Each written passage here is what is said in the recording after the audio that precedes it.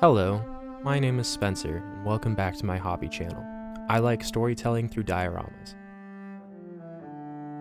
This is a broken dwarf spider droid from Star Wars Legion, and he will be the subject of this diorama. The first step is to prime the whole droid gray. Then I liberally applied some Nuln oil to each of the legs and the underside of the model. I got inspiration for this project when I accidentally knocked it off the shelf and damaged its antenna, so this will be a damaged dwarf spider droid diorama. Once the legs dried, I painted the whole eyes black. In lore, dwarf spiders were used by the Separatists to be a heavy soldier that can get into difficult places. Once the black dried, I added a layer of red to the whole of the eyes. This diorama will take place on Kobo, and this droid is one of the droids stranded in Jedi Survivor when the Separatist Lucrehulk crashed.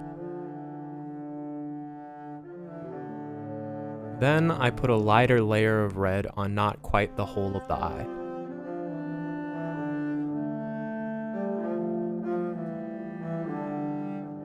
Then I put another, even lighter layer onto the tips of the eyes to create a gradient. Say hello to unit number DS5541. Next goes on a dry brushing of a dusty color that will match the base of the diorama.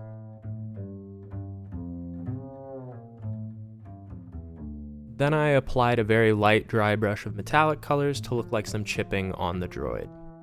Next, I put a heavy amount of rust pigment all over the model. The vision for this is that 5541 was sent out on a recon mission and has been weathering Kobo's harsh environment for many years.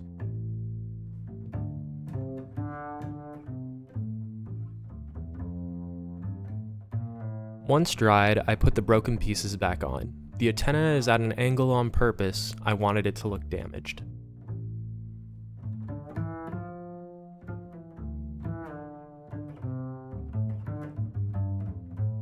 Moving to the Kobo base, I started by gluing on some pieces of cleaned bark for rocks.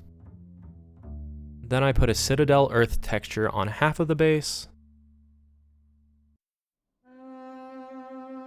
and a Vallejo sand texture on the rest of the base.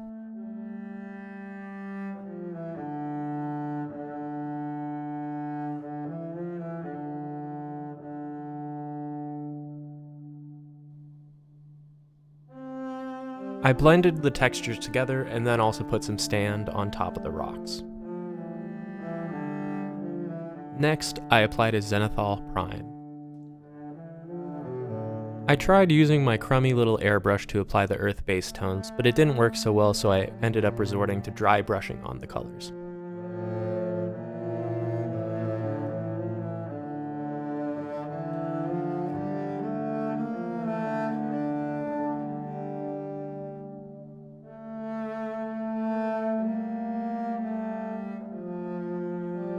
Once dried, I put a Citadel Earth contrast paint onto the entire base.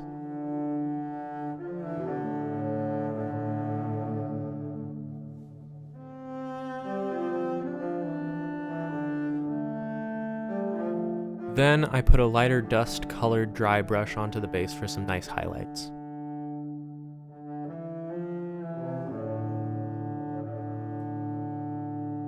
Once everything had dried, I put some Woodland Scenics glue and lichen on the base for some dead bushes.